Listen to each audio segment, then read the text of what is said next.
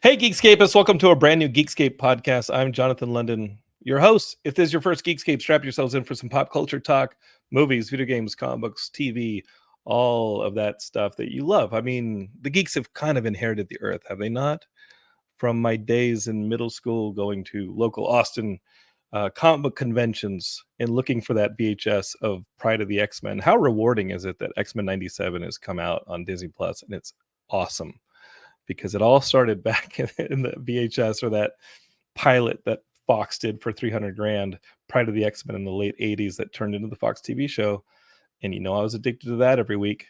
And it's really good here on Disney Plus. I'm rambling, but I just wanted to give you guys my own geek chronology. From there in high school, I worked in a comic book store. That was my high school job. And I've pretty much been doing that stuff ever since. If you guys go back in the Geekscape feed, you see interviews with people like Stan Lee or who else? Simon Pegg. We have I can't even name them. Like Chris Hardwick, he came on for a stretch. Felicia Day, I saw her about 2 weeks ago at a kid's birthday party. That's what happens when your friends start having kids and you're geeks. My baby's coming in August, and we're gonna have those geek birthday parties. I can't wait. The geek clothing has already started being donated to us. My friend Jim Pellegrinelli, who listens sometimes, sent speaking of X-Men, a multiple man onesie. If you want to do a geek cut X-Men mutant character, multiple man, it has a little logo with the dots and the lines. That's coming. I think there's some Totoro stuff in the future for our daughter. So I'm sorry, but the geek have inherited the earth, and here on Geekscape, we like to celebrate that. I really loved that last episode. Thank you guys for the feedback on that one. Daniel Brown's movie, Your Lucky Day, is awesome. You guys should check it out on Netflix. And it was great having Jim from BingetownTV, one of our other podcasts here on the Geekscape network, to join me. Jim is knowledgeable. He's enthusiastic. And if you guys are TV fans, BingetownTV is really our corner of the Geekscape podcast network that is all things TV. And those podcasters, they do a great job, and they're really, really kicking ass on the download numbers and stuff like that. But Jim is back today because we have another TV actor on the show, or another TV related guest. Our friend RJ Mitte, who played Walt Jr. on Breaking Bad, is here to talk about a brand new movie called Triumph. It's on digital platforms and Vudu now. I think Vudu is a digital platform, but for some reason the press release said on all digital platforms and Vudu. Who knows? Maybe if you watch out on Vudu, you get a little extra, right? It's like that 4DX you get in the movie theater where it sprays stuff on your face and like where it shakes you. Don't go see Fast and Furious with that thing. You'll end up with a neck injury. Okay, I'm not going to get sued for that. I made that up. That's probably not true. Let's start it up on the Geekscape. Let's come back. Let's talk to RJ and Jim about RJ's brand new movie, Triumph. And we'll talk some other geek stuff. And you know where to be. Right here on Geekscape.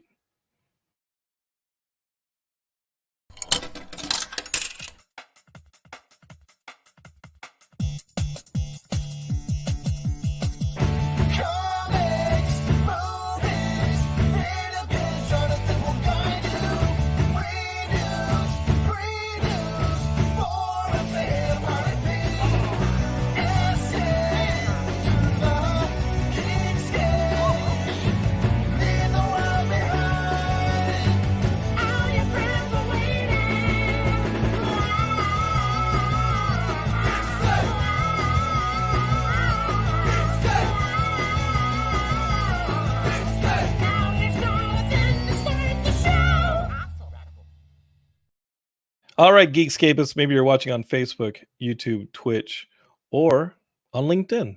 We're streaming to LinkedIn right now. So why don't you just pause from handing out those resumes, applying to those jobs, and just sit back for a little bit and enjoy our conversation with RJ.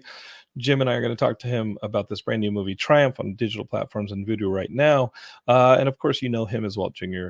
from Breaking Bad. And also, I had another thought and it just went out. This is it. If you're listening to the podcast version, the audio version, there's a new bit of intro, new music bed, and that is done by my good friend Kevin McCaffrey. who was always a musician in college, and he's who I did radio with in college. And our infamous Blink-182 interview where we dressed as Mexican wrestlers and kind of weirded out Travis Barker. That will be coming to the feed with Kevin and I's commentary. Kevin and I just have to figure out when to record it. He's in Singapore 15 hours ahead of now. But if you enjoy that music that you hear as the music bed on the podcast version of the feed, cool. Kevin has a whole album coming out.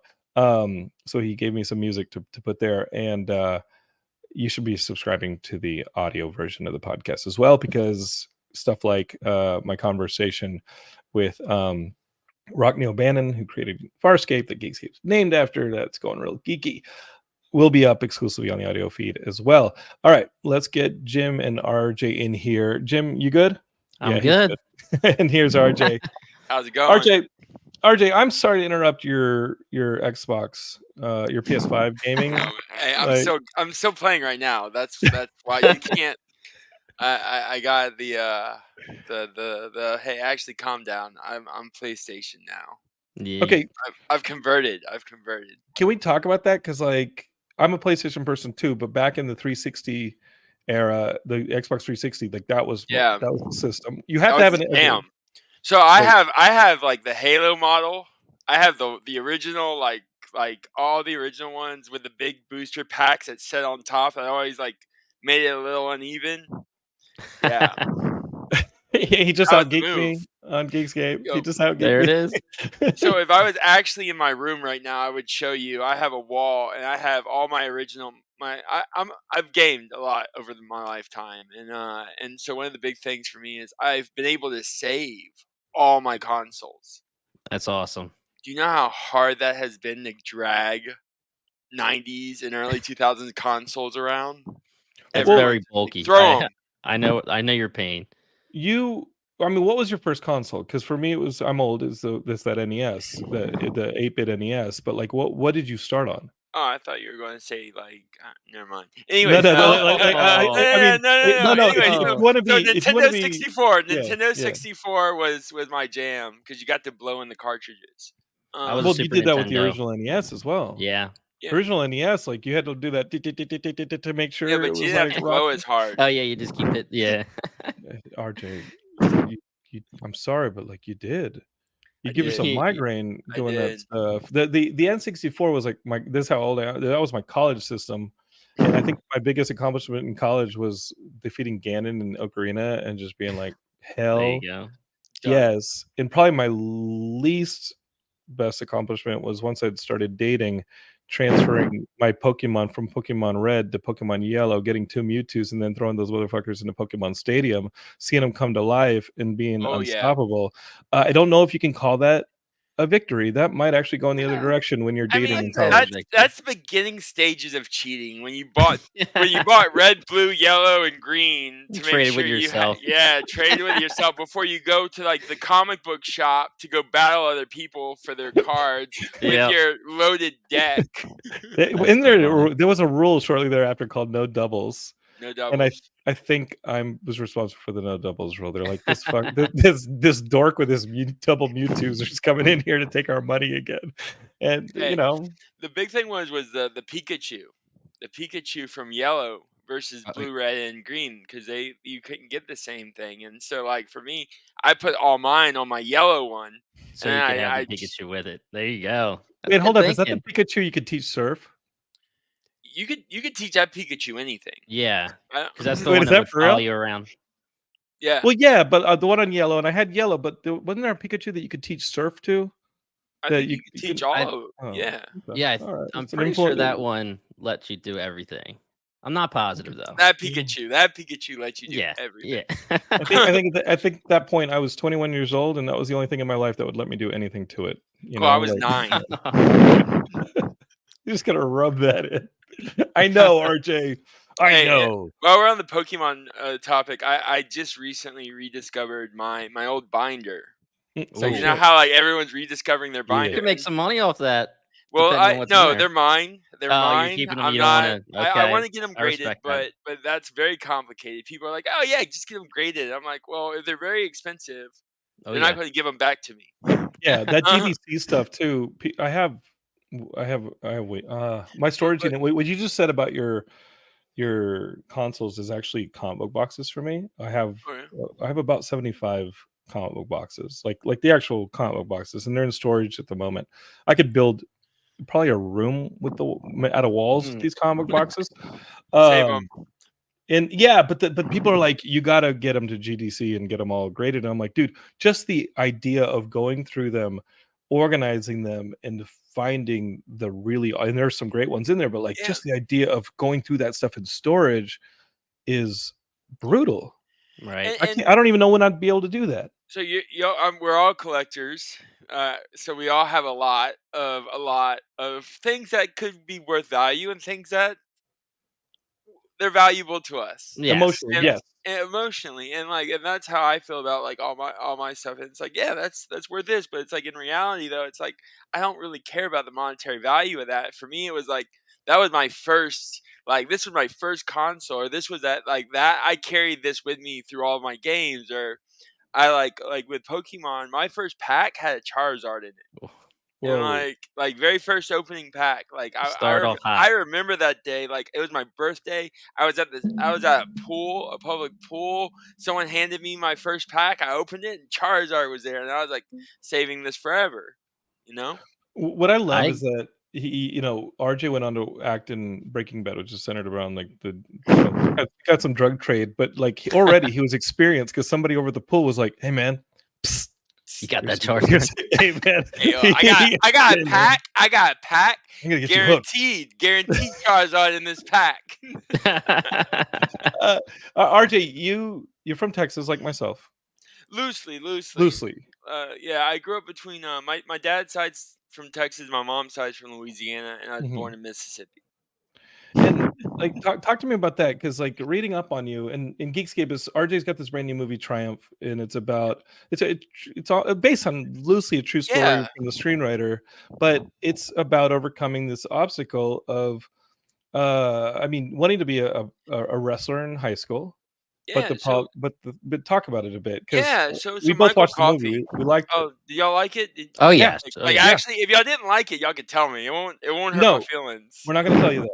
Okay. We would never tell you that. Didn't like it. No, because Jim's a big wrestling fan, and then my younger brother was a WWE wrestler, but in high school he couldn't do any of the WWE wrestling stuff, of course. But we didn't even have a wrestling team, so he started the wrestling team at our high school in Austin. Yeah, and then he went on to doing the TV stuff. But it all started there on like the high school circuit stuff. Yeah, I mean, and that really I think started a lot into it was an Olympic sport for a long time, and then it just kind of fell off, and then they tried to bring it back with school programs, and it like had a allure, but like people with the tights. But anyway, Michael Coffey, who wrote the movie, it's based on his life and his experiences that he faced along the way, and what I find so amazing about this, that it's loosely based on a true story. But the most amazing thing about film and our industry is that we can kind of rewrite history a little bit. And so with what he did is he wanted to achieve these goals. And he was born in the 80s, or really in the late 70s, but went to school in the 80s. And people with disabilities in the 80s really didn't get a lot of opportunity.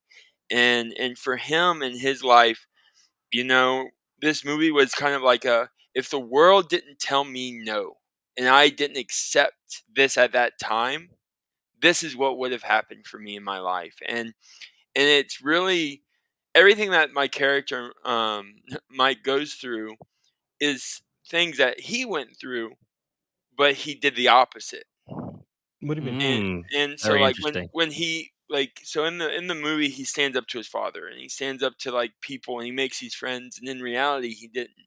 And he didn't get that opportunity. And the world kind of dictated who he was going to become, and instead of who he was. And so this movie is kind of an homage to the sacrifices that he made to get to the point to make this movie. And I think for me that's something that's so special. And at the time, I've been working on this project for over 7 years now. And we've had battles along the way, every step from production side to other entities. And and it just showed me how important this movie was, because I usually find the hardest things in life are worth everything, and so the battles that we faced, we became triumphant in getting this movie released, and so yeah. Terrence Howard, Grace Victoria Cox, Colton Haynes, and so my character doesn't. I'm not going to spoil it for you, but Sure. he tries his best, and that's all he does through this whole movie is he puts what he wants first, and about making friendships and the needs and the battles, and he doesn't win every battle. He doesn't make all the friends. But what he does do is he finds out what he is capable of and changes the perceptions of what people see him as. And for me, that's something so special that we never see in film. And we knew this film was special, and we just had to get it out. And Geekscape is there's several times in the movie where I was like, "Oh, that's amazing!" Like he's in this movie, and like Colton Hayes, like I love him from Arrow, dude. He was Yeah. Speedy in Arrow, but Jonathan Sheck, I think Jonathan called into Geekscape a few years ago, and he's a legit geek too. He was talking comics on here with me, and I was All like, day. "No way, dude! Really, the good-looking, super good-looking dude here from What Do Jack, You the dude, Do?" the dude's arms are like Dude, this. he plays your father in this movie, and he's still looking good. And I was like, but he's a nerd.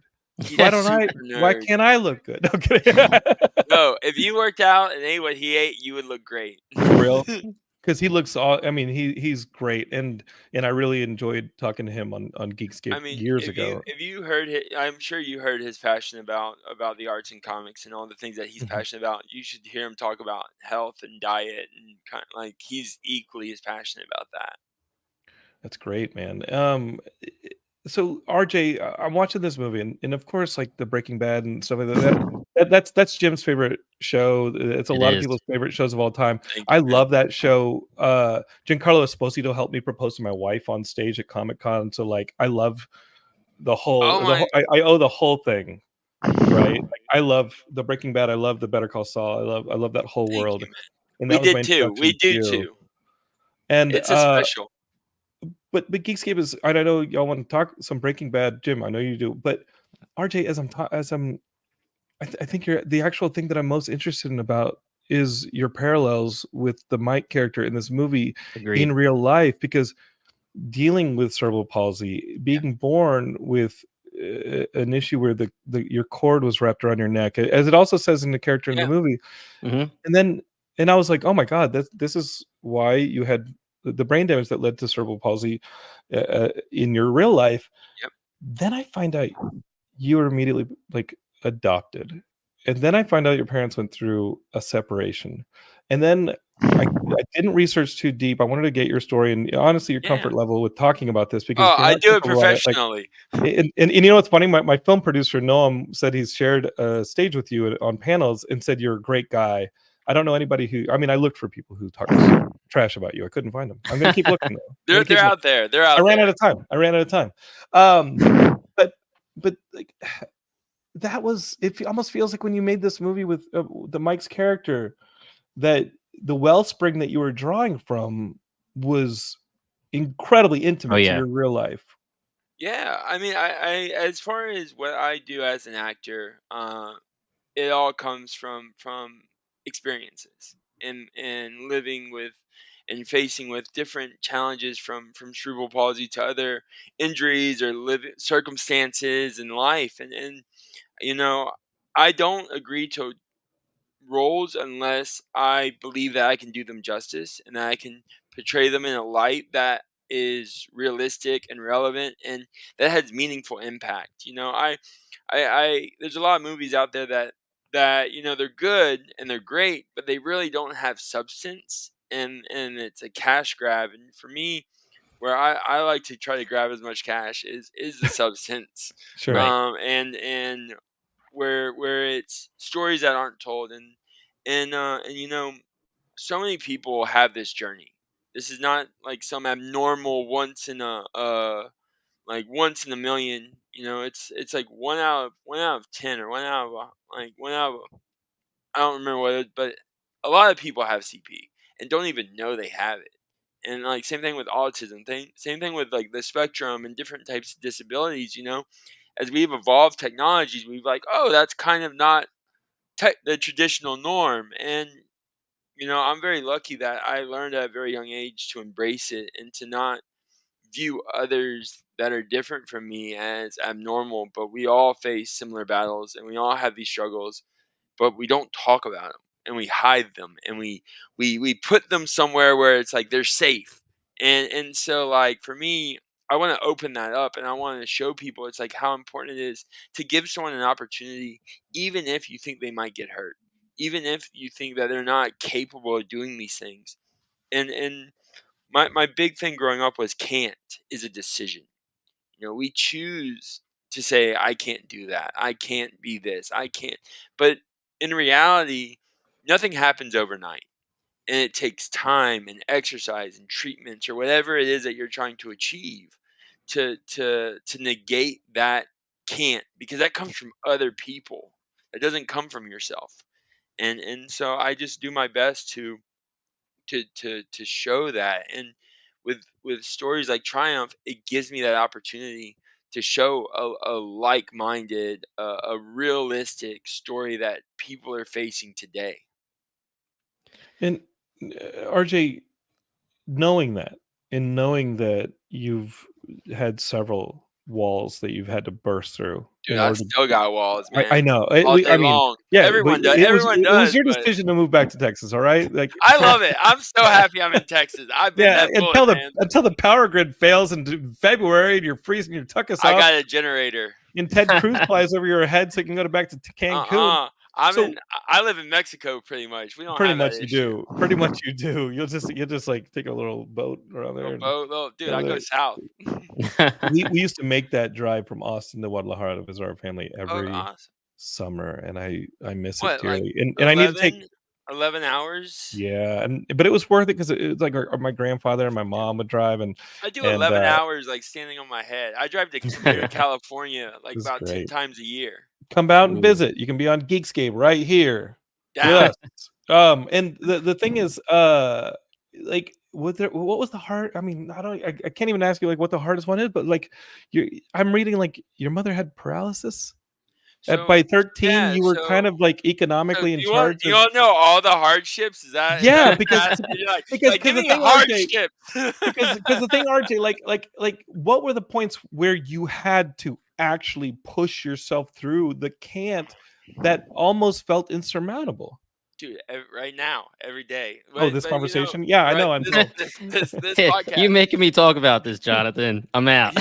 You making me talk about this. No, You go back to Pokemon.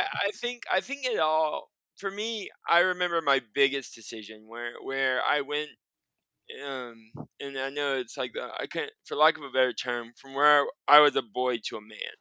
Like I remember making a decision.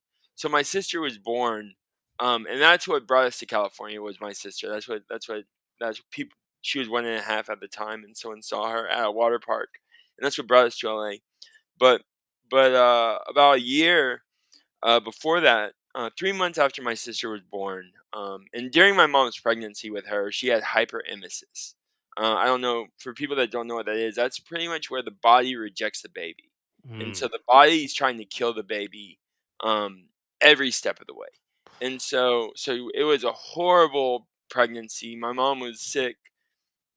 Like I can only think of like a week that she wasn't sick with my sister, and she had ovarian cancer when she was in her teens and early 20s, and so she wasn't supposed to have children. And so we kind of looked at, like, everyone kind of looked at this as a sign of like, well, you weren't supposed to have a child. You're having a child, so I guess you should probably keep it, you know. Yeah. And the hyperemesis was really rough, and so we had a rough pregnancy with that. And then my sister was born, which was amazing. And then about 2 months later, my mom was in a car accident, and uh, it pretty much, like, she had to get a metal cage put into her back. It ruptured all her discs and all kinds of things, and that recovery took about 7 years.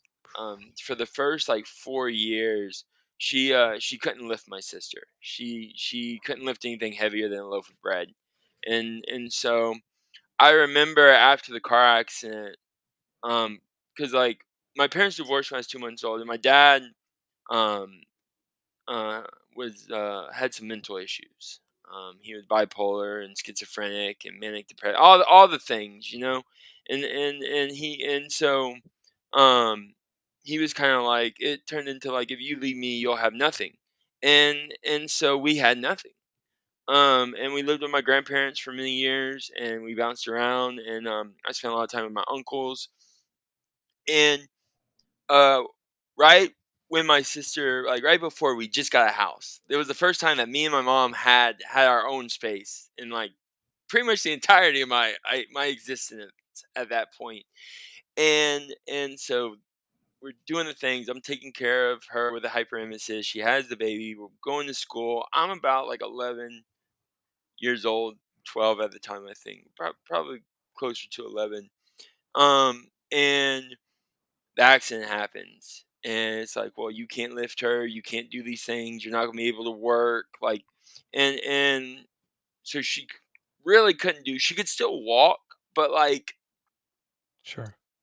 Mhm. walking is great. Like, there's a lot of people that get into car accidents, and like it's over, for a lot of things for them, and for My her, she former was able. co-host, Kenny. Yeah, my former Yeah. co-host, Kenny, was on his way back from Vegas, and the like lug nuts and part stuff on its tires weren't put on right, and it flipped, and the cage collapsed, and he's a quadriplegic. You guys remember Kenny? We love Kenny. But I mean, accidents happen.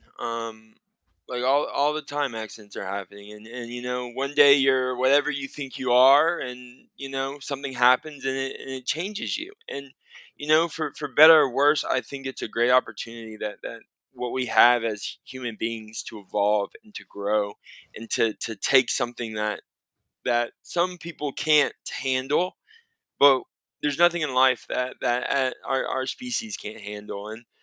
Um, and I remember though sitting with my mom and she's crying, and we're talking about like, what are we gonna do, right? What are the next steps to try to have a life. And you're 11. And I'm 11. And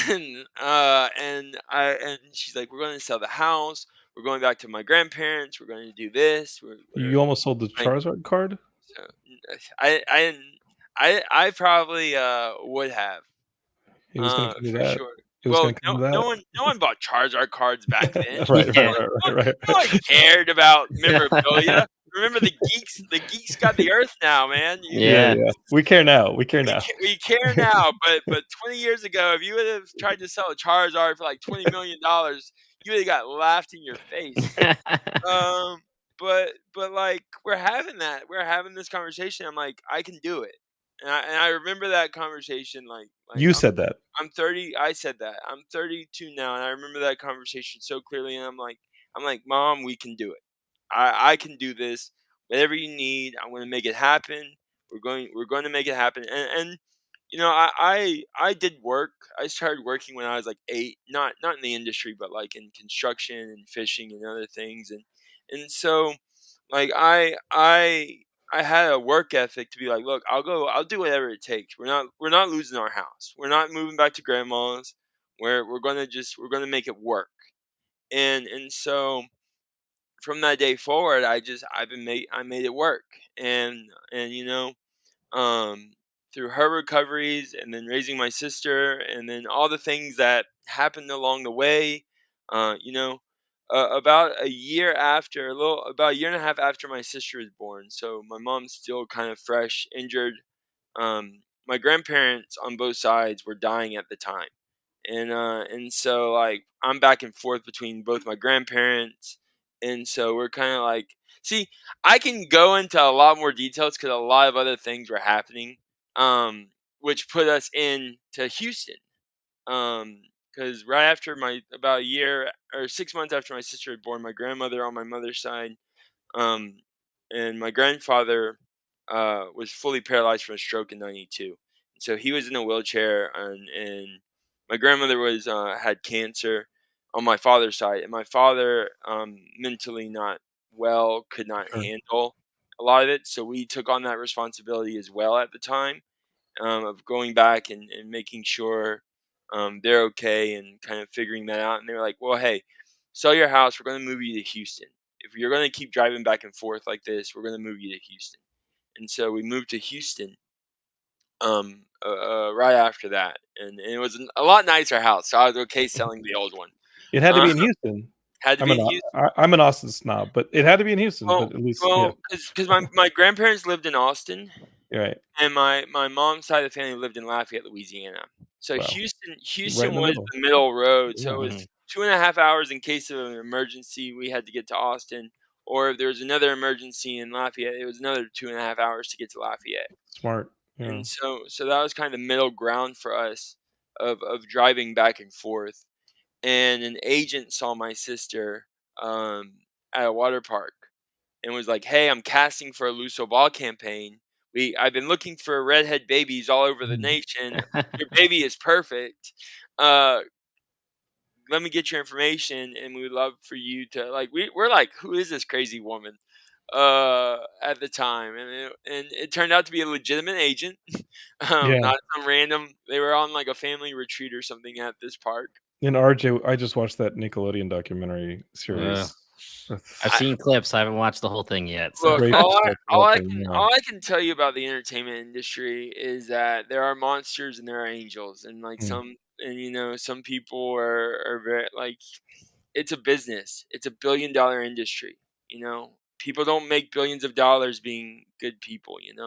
Like, not everyone gets to live when you're talking about hundreds of billions of dollars. Right. And so like we're like, yeah, why not? What's the worst thing that could happen? Mom's kind of recovering. She's able to do a little more than normal, and we're like, let's go to LA. It's a free trip. It's 6 months. It's going to pay her. It's going to give us a place, and they'll take care of cars. And so we go, and then that turned into a career. It brought you out here. You ended up on the radar of Breaking Bad.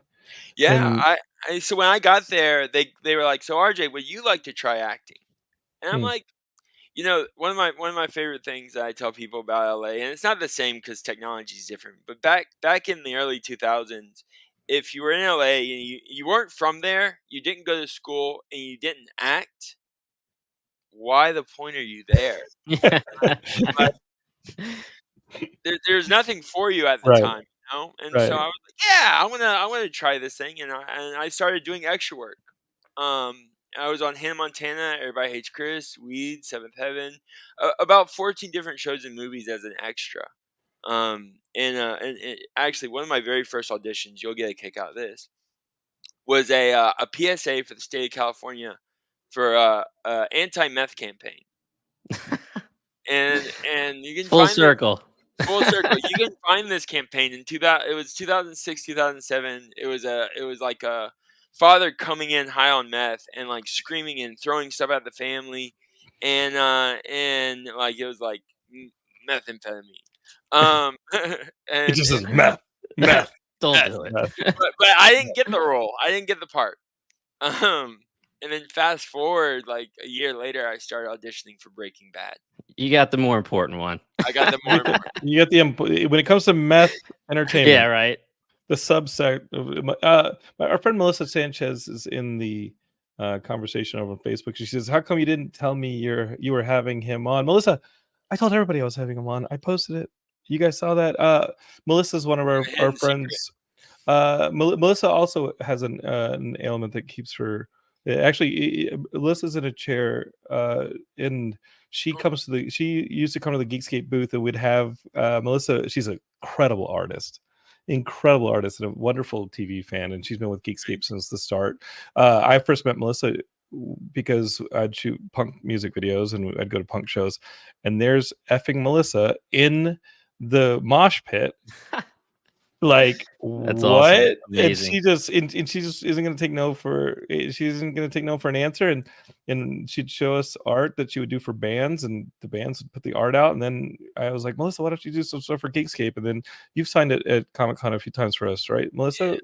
You are welcome to come back at any time, Melissa. We love you here. And one of the coolest things I ever did on Geekscape was she sent me one of her Mogwai pieces of artwork, and I had the director Joe Dante, who did Gremlins, sign it. And I sent it back to you. I have a Gremlin story actually. Sure, let's kick it for Melissa. Your Gremlin story. Melissa.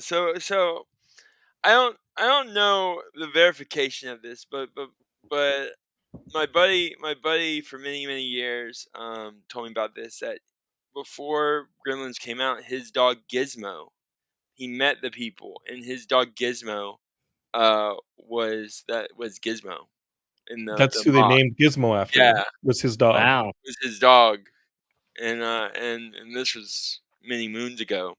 Yeah, I think we gotta let's go with that. Let's verify it. We'll verify it. But I mean, it's in. It's in. If they know the guy, it's Sky Overguard. We have a lot of. We'll do any. I mean, Gremlins. When it comes to Gremlins, which is like my favorite Christmas movie, it's one of my favorite movies. I'm all in on the Gremlins stuff. We had Brendan Hay, who was a writer on this HBO Max animated Gremlins show on Comic-Con, and if somebody says Gremlins, you're about it. I'm bringing them on Geekscape for sure. So Jim, you're the Breaking Bad fan. It's your favorite show of all time. It is my favorite show. But first, I do want to talk. I didn't get a chance to tell you. I loved your portrayal in this. I appreciate you telling this story that you just told us, as hard as it is. But you can see through that story how much this movie meant to you, even if you weren't going to tell us that in the intro. So, I mean, I don't know if it was you or Mike talking. I mean, the positivity, the enthusiasm, you don't have any reason. There's been people that have had so much less happen to them and just let it be the failure, quote unquote. I didn't tell you about the time when I wanted to play sports and everyone told me no, and then I went and played soccer and no issue. But now I told you no. Right. I mean, it's amazing to hear this kind of stuff. Like when you have a character like this. Yes, I love Breaking Bad. I love Walt Jr. I love all different types of movies, but I love that you said not all movies you come out with something specific from them. You know, like this one, I couldn't stop smiling when it's the uplifting part of it. At certain times, you're like, yeah, like let's go. But also, there's never enough of these kind of movies. You know, like you said, there's so many people dealing with this kind of thing, and to have someone be able to watch this and say, you know what, I am going to try this. And even Jonathan, like you were saying, our Geekscape friend in the mosh pit. That's the kind of stuff that you need to be able to see way more often. And that's why I really loved watching this movie. And it really seemed like it was an extension of yourself, because talking to you right now, like I said, I can't tell who I'm talking to, if it's Mike or RJ, just because you're telling us this story and it's very similar, different story, but similar in the way that you reacted. And like you said, you became an adult at a very young age. You know, you had to become a man at a very young age making these decisions. So I'm sure I can't imagine how much this movie meant to you. And again, the fact that you said it took 7 years to make, that's another one of those huge obstacles. And Jonathan, I know you're dealing with stuff like that all the time. Oh my God. I was just working on a deck. I was telling Jim, I was like, I have to finish this deck to send out in the morning before because we're always trying to put projects together.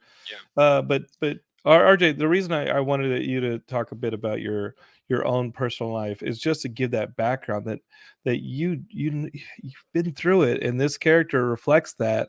And Geekscape is like that's the movie, and RJ, like, I think you're inspirational, man. Yeah, I agree. I appreciate that. I think for me, a big part of this movie and making sure it happened was, we all make decisions in life, and sometimes we don't get the opportunity to make the decisions that we want, and we have to choose. It's a decision. It's a decision to be like, I am going to pick your well-being over my well-being. And for a lot of people in life, they can't get past that. They can't. It's that high school football star with a bum knee, right? it's like he's 50 years old, still talking about the glory days, and it's like, man, if I could have made a left instead of a right. And I think through film, we can have an opportunity to say, well, here is your left instead of your right turn, and to recognize it, and to hopefully inspire others to make that decision as well. Not to say Amazing that stuff. people don't make mistakes. I mean, people make No. mistakes, but I mean, life is such. I remember this is very personal, Geekscape, but like through tough times in my life, um, failed marriage. My older brother died. He was killed outside of Austin in '96. Like a lot of you guys know this story if you've been listening to Geekscape so long, but just the amount of times like I've just been on my butt and just wanting to stay there, Yeah. and I just remember my dad telling me something. And Geekscape this is science based, and you get to watch the SpaceX launches from your bedroom, probably. By the way, But I love your intro. I thank you, love it a lot. thank you. My dad I remember in a tough time I was having in the last couple of years, just telling me, and Geekscape has fact checks this one because I think it's really interesting. Is that when man launched for the moon, they had all the mathematics, they had the smartest people on Earth there, and doing it, but they were actually really on that course. The astronauts that went to the moon were really only on that pre-planned course for like a single digit percentile of that mission, because so much of it was course correction. So much of it was them being up there and then realizing that they needed to correct their course in order to stay and the parameters of getting to the moon. I mean, imagine like they was stuck on that first plan. That first plan, it would have failed, and you would have ended up like freaking Tommy Lee But Jones and Space that's Cowboys or true whatever. life. Like, but that's Yeah. life. That's Life is life. course correction, and life is not giving up because it went wrong. Yep. Yep. And that's something that, like, as if you're doing the things that you're passionate about, if you're doing the things that are dear to you, it's going to correct naturally, you know? Like sometimes there are elements in life that I find where it's like, well, if like if I keep doing it this way, this is the path, you know? And it's like, man, I don't really like this path. How can I find that moment for me to shift into the path I want to see? And that's a lot of reflection internally, and then being like, okay, I'm going to choose the hard path because the easy path doesn't work. But you're talking about faith in a sense as well. Yeah, I mean, faith, I mean, everyone has their own different terms, but I mean, Sure. belief and faith and hope and these aspects of life that we've heard about for thousands of years, that some people are like, "Oh, that's cheesy. Don't No, it's believing the in force. I yourself." mean, Oh, the blah blah blah. force, the The force, or force, whatever it is. man, Like, yeah, like, yeah. that guidance. But we choose when we're doing something out of rush or panic or stress, we lose that energy, that momentum, and it's okay to lose it sometimes. But when we lose it forever is when we lose ourselves. How much did community have to do with your ability to get back on? Because I know for me, community and Geekscape is sincerely like stuff like Geekscape and the community we've built here. That stuff has really helped me keep Community is going. everything. Community is if you don't if I here's a great example, and I love saying this. So I work with many different nonprofits all over the world, and one of them that which is actually in Austin, which you might know of, called Mobile Loaves and Fishes. I don't know if No, you but ever heard of. yes, I do know Mobile You Loaves and Fishes. yeah, you for sure do. They're a great organization. Their mission is combating homelessness, Mhm. and the gentleman that founded it told me in the beginning, when they were first getting their community garden built and their community living spaces built.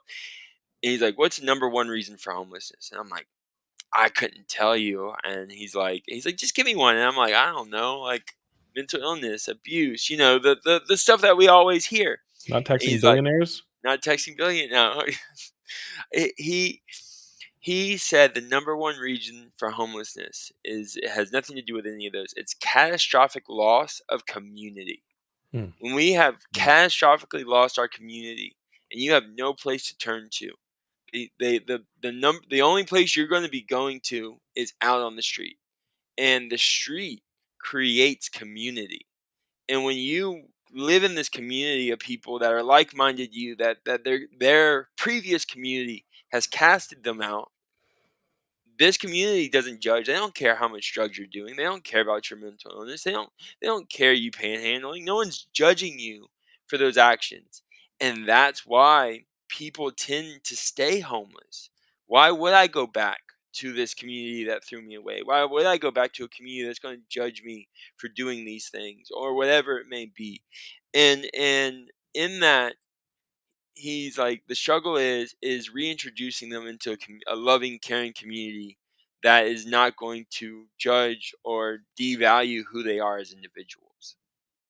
And that changed my perspective of not just homelessness, but so many different factors in life. And the struggle is within community, because you can have community, like people with disabilities don't like people with disabilities. It's a very interesting thing, when it comes to that, because there are people that have elements of like it's like if you have the same thing as me but you can't walk, and you think, and and it's like, why didn't I get the same disability? Why? And I'm just using that as an example, but it's Sure. within every community you have that. And so finding how to dispel that negativity and create more, inclusive environments have been overphrased, but true inclusivity, true, like that truth inside itself, and finding that, I community is number one on my list. When I look at what I do, or the impact that I'm having, or the impact I'm trying to make in a community, or city, or whatever it is, I look at the community and I go, what are the community's leads? And I look at it from the bottom of the community to the top of the community. And if it doesn't check all of them, that's not going to help the community. Man. Jim, you love this guy? I don't even need to talk Breaking Bad. I'm good. No, we want to talk. People want to hear about Breaking Bad. Wise beyond your years. In 18 years, we've had some straight assholes on this show, but I love this guy. I'm not surprised at all from everything you said so far, that you said, you pick roles based on what you can put into them and what you can get from them. It's not just about the money. I mean, you're Walt Jr. from Breaking Bad. You probably had a million options out there, and you choose to do Triumph, and you choose to take 7 years of your life to make sure that this movie got finished. So it's just amazing stuff. Yeah, that's amazing. And you brought people into it, like Colton. I think some of the stuff that Colton does is really important as well in that community.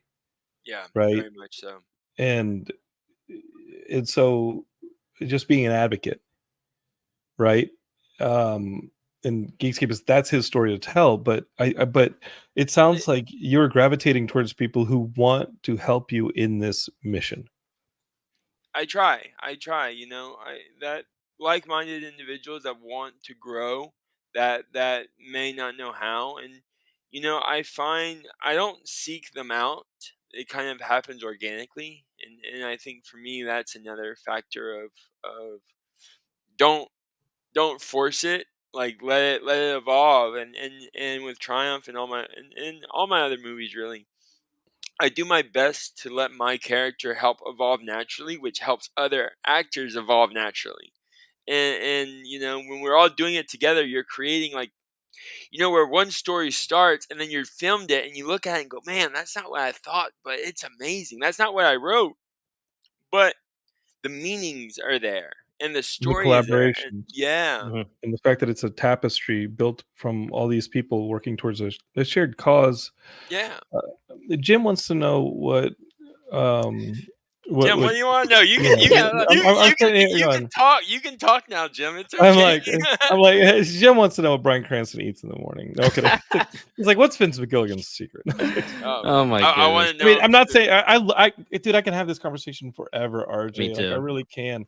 This is the reason that Geekscape's slogan is "Don't hate, create," especially in this internet where people are just like talking shit and they're not really getting anything. And it just it's like crap. The clickbait is just crap. I don't care if 3 people hear this. No. I don't care if honestly, I do not care if 3 people hear this, as long as they have their perspective improved a little bit, or get a little. Maybe you're happier because you listen to it, and or you it's don't cathartic. know. That's the best thing about our industry is you don't know the impact that you like. I have learned over the years of working in philanthropy that the littlest things have made the biggest impact. And when I have tried to do the biggest things and spent the time and I'm like, this is going to be it. This is going to be huge. We're going to help so many people. We're going to change lives. And then nothing happens. And then this small insignificant conversation that I thought was like, oh, it's just whatever, comes back later on, and I find out all this different information that from that smallest spark, and that is what true impact is. Yeah, it's almost the message of the Hobbit, is it not? Like the smallest among us, Yeah, right? 100%, 100%. A book that I discovered. My parents had gotten divorced, and my dad had, I'm in 4th grade. My dad gave me that book, The Hobbit, and I read it in the back of the minivan driving down to Was it Guadalajara. maroon? Was it leather maroon? It was a blue Ah, minivan, and it did not make the trip. I mean, it flipped out there on the road just north of like Oaxaca or so, wherever, like north of Guadalajara. There's a freeway their freeways aren't curved. At least they weren't yeah, back in the late 80s, early 90s. They aren't curved to the water, so the water sits on them. And if you hit the brakes wrong after a rainstorm, you'll yeah. like it'll go out. And I remember that happening. But The Hobbit was that book that really told me, like, the smallest among us. But it's, the lesson has to be relearned every time, because Every time. because life is hard. Life is Life, hard, and no. again, course correction is unclear. So I got this weird cosmic energy thing that happens to me, and I've noticed it in my life, and my girl, my partner, is in the beginning she was like, that doesn't sound like karma, and it goes An to the X-Men. no good deed goes unpunished, He's gonna tell us he's and an X-Men. no. I find like when you do too much good though, it has to balance. The world has to realign. Right. And so I don't know why that karmic energy always follows me. So, but I had a point to saying that, and I lost it. Well, the rough stuff that's happened in your life, I think, that has turned you. I mean, it's like steel, hard You're steel. gonna But like, tell me I'm jaded? Is that what you're about no, to I'm not say? going to tell you you're jaded, because you're like one of the least jaded people I've ever had on this show. If I agree. if anybody's been jaded, it's this guy over here, and it's something that I have to battle against all the time. Geekscape. I think we all do, really, because It's hard. Life is it's hard. hard. Life is hard, but I think this energy, if you can describe it, like, you're not an X-Men though, are you? Like you're putting so much good out there, RJ, but I think so much is like objectively bad. So much objectively bad has Yeah. happened to you in your life. Right. Oh man, I haven't even told you half of it. I know the That's Geekscape just boss. I'm that's good. good. We can keep this going for 9 hours. No kidding. No. Now it's a live stream. No, now it's like a. But you choose again. You can Mhm. choose, like, bad things are going to happen in the world, and I find the more you see this world and for what this world is, and people you talk to, bad things happen, but it's what you do with that, and what you do with what happens to you. You can either choose to allow it to decay who you are and devalue that, like, like, think of it like a flower. You can either like pluck that flower and stick it in the sun and let it dry out and rot, or you can nurture it and put it in water, and it's you're the picked flower. Are you going in the water, or are you going in the dirt? And so But sometimes your pain is so acute that you can't see beyond yourself, and you end up doing some really horrid things to people. And hurt usually hurts. it's and usually it's the Hurt people hurts. immediately right there, because they're there. And sometimes Mhm. Heidi and my wife and I, we get in arguments, and she's like, Jonathan, it's just, you're only saying this because I'm the one who's here, and I'm not going to give up on Yeah. you. And I'm like, I love you. Thank you so much. I'm such a flawed person. Thank you so much. No, but we all are. We all But are, right? that's true love, though. That's true love. Like unconditional. We don't really hear that word anymore. Unconditional love. And I believe that no matter what people have done, be it good, bad, or otherwise, everyone deserves unconditional love. Sure. And within reason, Yeah. Some because people just toss a bit of volcano. I got yeah, You're done. it's maybe things will go back to normal. We gave you a lot of Yeah, we gave you a lot of chances. We gave you a lot of chances. Here's It's volcano time. Just get on the volcano. helicopter. But we have to find that within ourselves, and that person. Sometimes we could do it for ourselves. You have to And forgive then yourself. You have to be the first person.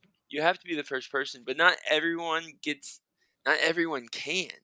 And so, like, when you find someone though that can, sometimes you need that extra helping hand. Be it, and it usually doesn't come into a romantic position. It's that caring person that can show you the way You can't. I don't think the romantic situation can happen if you're not without. if you haven't already established that relationship with yourself, Because because you're just gonna hurt. you're so codependent at that point, and we've been there, done that, sealed and deliver. I'm old enough to have made those mistakes. Bury that box. If you were a Geekscapist right now, you're like, motherfuckers, y'all started out talking about Pokemon. This is going so well. And what the fuck is It went this deep. Oprah? Deep. What is this? People Oprah need to hear this stuff, though. Seriously, they do, and they need to watch movies like Triumph, because I said I'm smiling. It's uplifting and stuff, but there's stories and there's lessons to be learned throughout this movie. I don't want to give away the ending, but like y'all I saw agree. it, and y'all think it's gonna be one way, and you're like, yeah. You go, right, because traditionally it's all about the mindset. It's all about the mindset, and traditionally we don't. Everyone gets what they want in the movie now. This is the one thing Right. I'm not a fan of movies right now that are being made, is because it's like they're trying to cram everything the audience wants, and for me, I want a movie that's going to leave you wanting more. I want to leave you with a movie that's going to stun you or make you feel a certain way. Or, as an actor, my job is to invoke emotion. My job is to make you feel whatever it is that you're already feeling, to bring that up a little more and to give you examples. And so, like, when some movies are good for instant gratification. I love a good instant gratification movie. Yeah. But those are fantasies. that's not the reality. And right. We even now in our day-to-day lives don't have reality via social media and these personas that we've created, that we put to the world. There's not many places anymore where someone could be their true self and not get either one canceled or two, like, lose their friends. Like, Right. And not saying that they did anything bad. It's more of like, if you go, I learned this in business. You can't show emotion in business. If you show your cell or your opponent that you have emotion, love will get you killed. They're like, oh, look, you saw that? He was about to cry. Oh, you saw this? We know we can push him for more. Right. We know it, and sadly, that's our world that we live in. And when it comes to industry and business and corporations, like, we've created these personas that hide that emotion, and over time we lose that of ourselves. And if we can't find it in art, and we can't find it in our life, and we can't find it in our work, where else are we going to find it? Yeah. This might be one of the most important Geekscapes to post here, just because I love what you're saying with the social media stuff. If you want to compare it to Triumph here, if you try to be yourself, if you try to say, I'm going to do this, it could be a scenario, very likely, that the bully for Triumph is times a million hitting you on social media, and that's why you quit, right? You can't be yourself. You have to glamorize. You have to glorify everything. You can't, some people can't deal with the bullies. Yeah. Mike could. The Don't Hate Create t-shirt came out of the Star Wars actresses getting, like, just leaving Instagram because these Star Wars trolls were like, there'll be no women in the Star Wars universe. And I was like, what the fuck? What are you talking about? Like, are you kidding me? Like, if anything, I want my Star Wars to be super freaking diverse. I want more blue people, and I want more different sexes, and I want different size people. I want like Babu Frick to have a family. Like, I want Star Wars to have a whole spectrum of stuff, or else it's just human dudes running around with lasers. And I'm like, that's not that, like, I could do that anywhere. right? Yep. Like Banging that's their not sister. sci-fi to me. You know what I mean? Like that ain't sci-fi to me. And so the idea that you're gonna run women out of freaking Star Wars is so But like that's but again, that's this ridiculous. community, though. You know, there are these community, and sadly, there are these, for like communities that they feed each other this hate. They feed each other and if you have a community filled with love, that community is gonna give love to everyone they encounter. And if you have a community filled with hate, that community is gonna give hate. It's happened, that's what, for history. But the Yeah. difference is now we have enabled it to actually dictate business and dictate your life. And I mean, people That's we're die. living People through. people Yeah, people people kill themselves over stuff Yeah. like this. very much It so. happens. When I ran a couple of anti-bullying campaigns over the years, When the and meth one didn't work, when you didn't get when that meth, the when you didn't well, get the meth that was a kid. PSA. That was a Yeah. PSA for the state of California. But when social media just started, because I'm very lucky that I'm so lucky I was in this industry before social media. I'm so happy that I didn't I'm have to deal so with the grateful I shit. went through high school and Dude, Me everything before too. social media. That was I had insane. like, I'm We had to your doesn't bully, hey, age. I'm your age, dude. RJ. We had we to So didn't bully do anything people. wrong. We I had a didn't do little anything wrong, MySpace. but Dude, I had to bully people with an abacus. There you wasn't a got cell a phone. sundial. You got a That's sundial right. happening, Yeah. huh? That's My right. sundial's a little taller than yours. I had to spell out skibbity toilet on an abacus. That's how I was. That's what I was as a middle schooler. You Oh, just that's had enough. boob on a calculator, but Yep. Yeah, Yeah, yeah. right. Remember the Seven Dwarfs Flip it. one? yeah. The Seven No, Dwarfs one? actually, You no, can't I repeat it, don't. but it was horrible. Snow White, Seven Dwarfs, and then you like do a multiplication, and then you turn it upside down. It says something horrid. All right, No, well, it will not be Oh. repeated here at Geekscape. not repeated here. But I'm like I was saying, man. When we made Breaking Bad, if we made Breaking Bad today, it wouldn't be even close to what it is.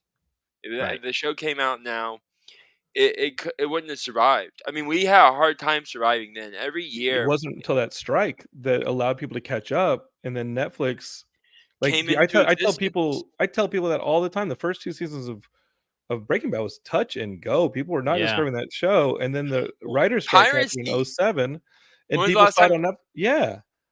Sorry, I didn't mean to cut you No, off. I was just I told that story on Geekscape before. I was like, if you guys remember, because Geekscape started in 06, 06. So like, hey guys, like that writer's strike saved Breaking Bad because people had a break in which they could hear about the show, Yeah. catch up on it on Netflix. It was one of those first and it Netflix. cut our episode short. Can you imagine the first season ending any different way? Yeah, right. Can you imagine it with 12 episodes instead of 8? Like, or 11, whatever. Like, actually, Yeah. Pulls out the box set. He's like, okay, no, different suitcase. suitcase. He like at any point he can get to Mexico. Hey, He's got like the suitcases ready. I mean, I'm 5 minutes from the international bridge, man. What if You he's can- like, is this my Breaking Bad suitcase? A bunch of Well, white powder hits well, him in the face. What? I do have a couple of Breaking Bad suitcases that I have around that have You can't say that on the internet. What do you mean? The feds will get you if you talk like that. No, Oh. no drugs. Memorabilia. Calm down. Oh, No, okay. memorabilia. What? Whoa. I'm close to Mexico, but I'm not that close to Mexico. No, but like I have all the scripts and stuff that I got, like the blue pages, the pink pages, chilling in a suitcase somewhere That's cool. around here. That's cool. Jim, what are you betting on that? How much are you offering for that, Jim? By the way, I saw, and I don't even know if this is true, and I think it is. And RJ, I don't know if you can confirm or deny, but I saw that Bryan Cranston's tighty whities from the episode 1 were sold.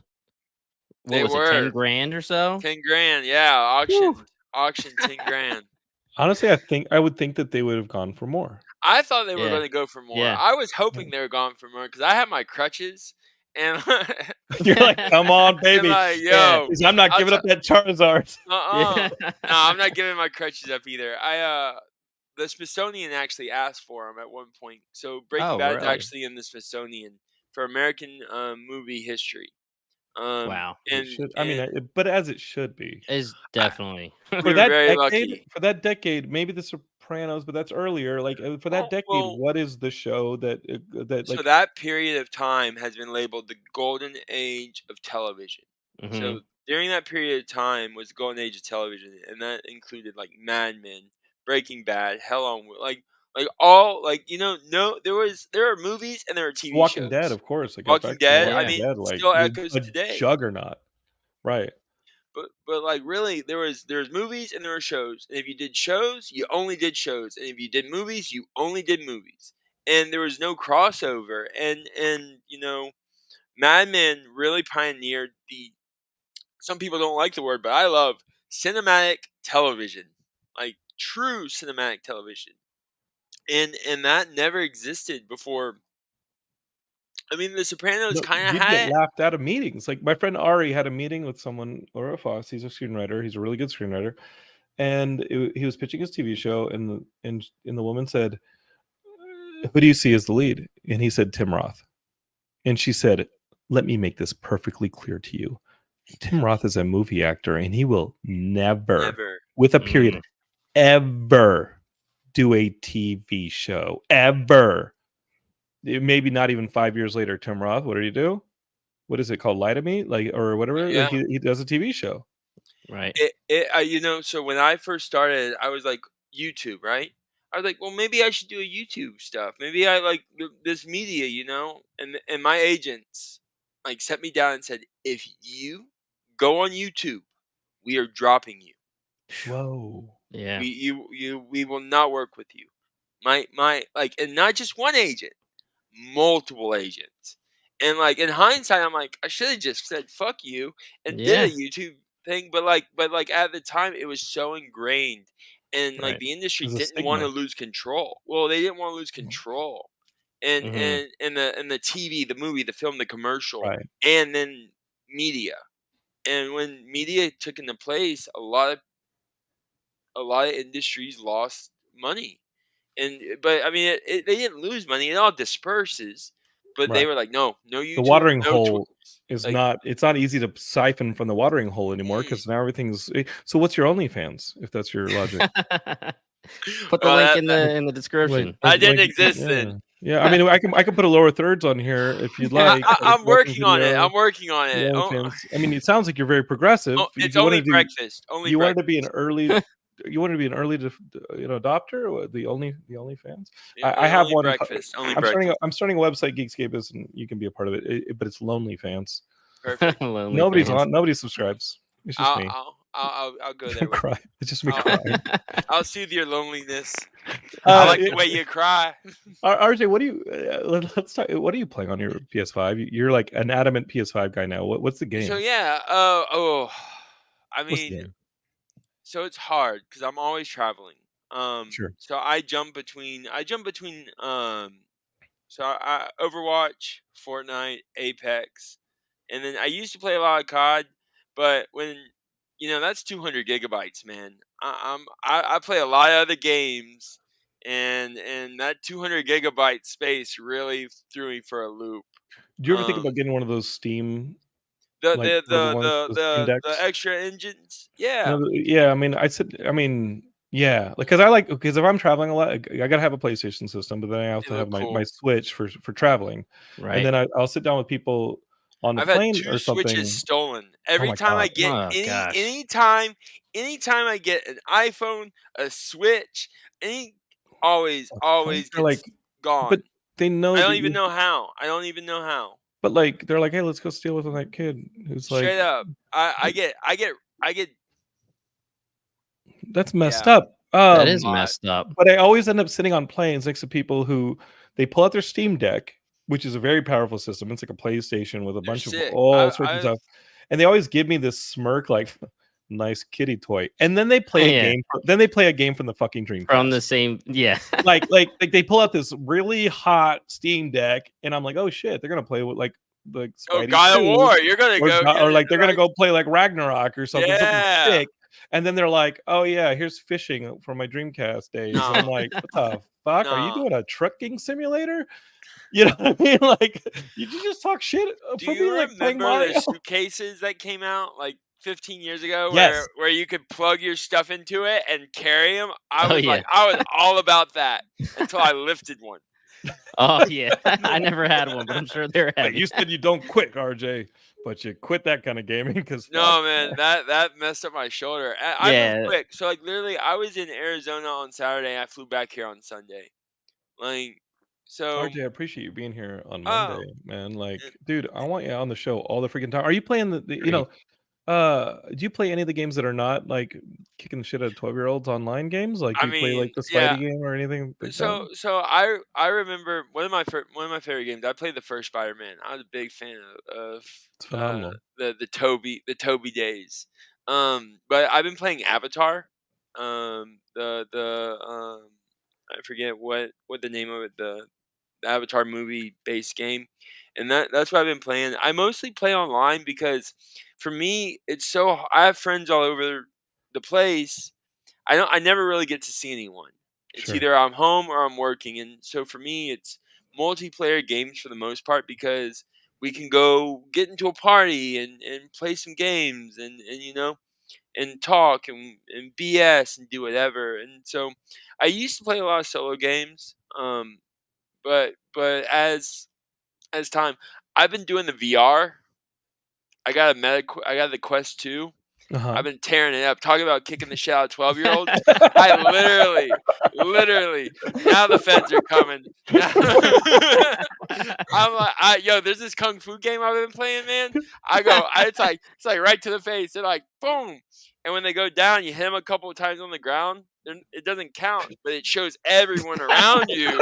It's like, who's next?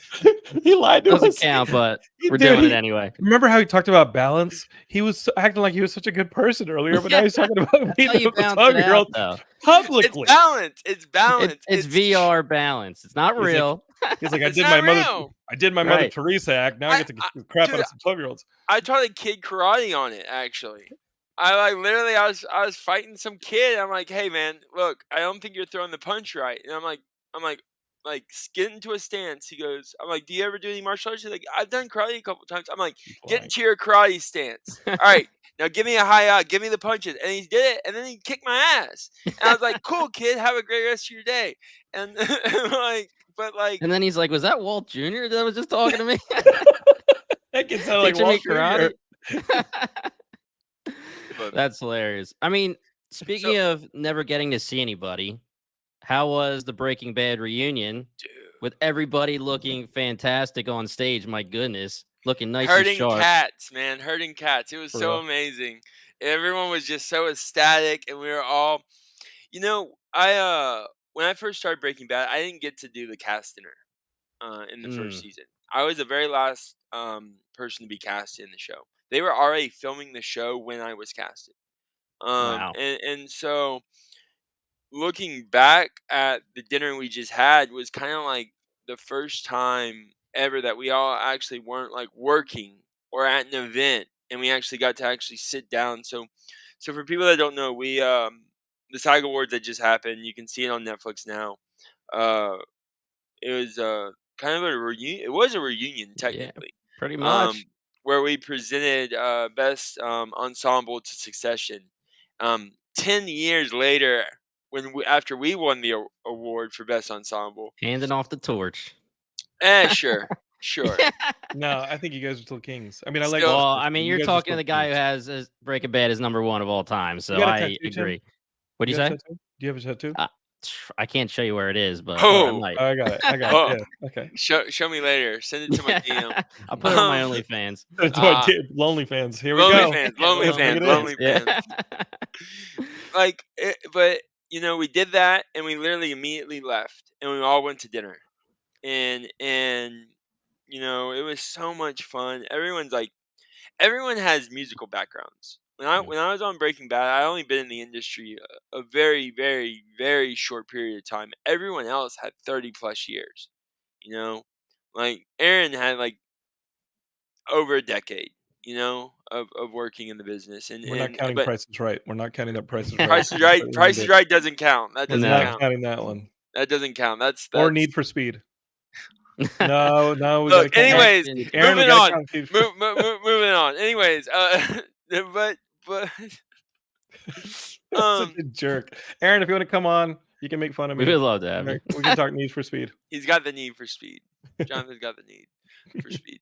Anyways, we never get to have that, and everyone's working, and so like everyone has like families and lives and wives and children, and you know we're all doing our own things, you know.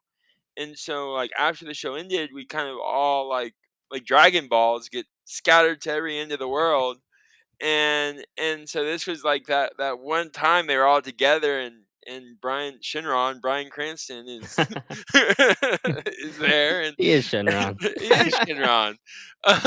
And so it was just so special, and everyone's singing, and we're drinking, and we're having a good time, and we're talking about like what's happening in your life, what's like, you know, and that that to me is something that you don't get in our industry a lot of, where everyone just comes together and it's literally like no time has passed. You know, I'm 32 now. I started the show when I was 14, Wow. 13 turning Wow. 14, Yeah. and you know I ended at 20 turning 21, and literally seeing everyone was like I'm like 14 again. You know, it really just felt like time, like relapsed into back to where we were, and I love it. We had a blast. We had a good time that night. I tell you that. Well, To be a fly on the Giancarlo, wall. somebody said Yeah, Giancarlo was missing at the SAG he Awards. That's my was. guy. That's my guy Yeah. right there. I Yeah. Giancarlo Esposito. I that love dude. John. He was filming. He was supposed to be there, but but he was filming. You know who else we've had is this is more Better Call Saul. Is Michael Mando was wonderful Michael on Mando, Geekscape. I yeah, he's love that great. nacho. I love him. Well, RJ, listen, man, we could talk to you forever, clearly, because there's no slowing down, and I absolutely love you so much more now than I did when I already loved you going into it, and I loved your movie, and Thank you, man. dude, we got doors open for you anytime here on Geekscape. Like, you really epitomize a lot of what we believe here, with the positivity, with the hope, and the community, and the geekiness. I had to Oh, I had to throw you a little bit of a test at the beginning, and you passed completely with that Pokemon talk. I wish I was in my. So this is kind of a side room. That's hence a blank wall, but it has the best Wi-Fi. And I wanted to make sure I had good Wi-Fi. But in my actual room, I have rows of nerdum, from everything from Breaking Bad memorabilia to like to action figures like Lady Death and all the monsters action figures from that 80s, and then Yu-Gi-Oh, Pokemon, PlayStation 1s, all Xbox 360s and 4 different colors, and Dude, you would lose your mind I if you love it. saw. I think Geekscape is evidence of me having already lost my mind. But you just said Lady Death, and I just realized, like, Brian Capullo is somebody who I see regularly at Really? conventions, and we're friends on Facebook, and we talk every now and then. I support some of his stuff because he does conventions in Tucson and in Phoenix with our friend Mike, and Brian Capullo should come on the show because I know he's doing Kickstarters for his Lady Death stuff, and Oh, I'm a really? huge we haven't even talked comics, and we haven't talked any of that stuff, but let's I got some get of those you too. Next time. all on here. Yes. Geekscapists, I hope you really have enjoyed having RJ on. The movie again is called Triumph. It's available on all of the digital outlets plus Vudu, which is like Plus Voodoo. plus Vudu. I watched it on Amazon. It was great. Me too. Well, And thank you. I truly appreciate y'all. I really, you know, I'm a big believer in this movie, and I'm so happy that y'all enjoyed it. dude, what's next? Yeah, What's next? Oh man, I'm Are you not allowed to tell trying us? to make the money back from Triumph. I tell you that. No, Geekscapists, you gotta read that. I mean, you got to see it because you're gonna watch it and you're gonna realize like they spent half the money on music. no, they did. Holy crap, dude! Yeah, The they music did. licensing on this movie, like I know how independent movies are made. I had and to how they're raise made. funds for it. Trust me. Holy shit! Oh. When that music started playing, Heidi and I looked at each other like, "This is a sound alike, right? Like, this isn't a sound alike. This is the song." Like, you could have gone with sound alikes in the 80s music. No. You went with the legit song, and you didn't just go with like maybe some deeper cuts that might have been cheaper. You went to like some the one hit, We like you had went the to like the hookup. hits. Okay, We had the hookup, and they were very well because people. Just so I they left this believed in the part out. movie. Well, they believed in the movie, but I also forgot to mention we gave 5% of the back end to charitable charity. Oh my god, that's great. Forever. Sure. You know, I'm a big believer in sustainability. Which everyone should be a believer in sustainability. And you know, a lot of organizations have to fundraise, and so being able to donate proceeds that will hopefully produce forever to this charity. And so, you know, going into what I'm doing next is a lot of my philanthropic work. I'm actually in the middle of developing a space and science center here in Brownsville. I've been working on it for about 14 years now, and community development projects, parking lots, art, space and science center, art schools, education centers, and entrepreneurships. You have Type my vote. stuff. I love how you're just throwing this out as a footnote right now. Like, it's huge. SpaceX is right there. People, NASA's right there. Like, people don't understand. Like, you know, people hear about SpaceX, they know about NASA, but people don't understand the number of interstellar shipping, mining, public transportation. You know, in the next 10 years, and hopefully in the next 5, you're going to be able to leave here in Brownsville and get to London in 2 hours. And through tunnels? No, I'm kidding. I mean, Boring Company. Yeah. No, but through interstellar, short travel, orbital, public transportation, and that's real technology. This isn't some Star Wars made up thing. These are actual technologies we've had for many years, and we're just now seeing them. And so that keeps me very busy. Well, But RJ, I do have some movies. Will keep us up to Drop date the on mic. all that. Drop the mic. Which is only makes me so much more grateful that you spent this time with us. We'll catch up offline. Anytime any of the science or any of the movies or any of the gaming Come comes to Brownsville. up, we'll do it, dude. Next time I'm in Texas, we're doing a drive to Brownsville. I'll give you a full tour. Show you everything. We'll go to that's SpaceX. fantastic. Love it. We'll get some really damn good Mexican food. Oh, dude, yeah. Brownsville's legit. It's legit. Jim will come with me, and he's like, All "Where's right, my Philly cheesesteak?" And I'll show you my Breaking Bad suitcase.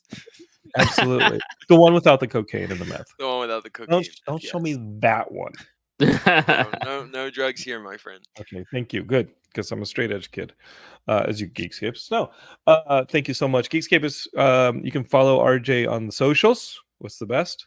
RJ Mitte Instagram, Twitter, Facebook. I use my Instagram the most. But they all connect to me directly to me. So awesome. And Geekscape is you can find us. Search Geekscape. You'll find Geekscape everywhere. We got 30 plus shows on the network, and half of those are BingetownTV shows. I'm kidding. we only count you once, even though you do a show for different shows. Like Bingetown's its own corner, but we only count you once. But you're on the socials as well. I am. Go for it.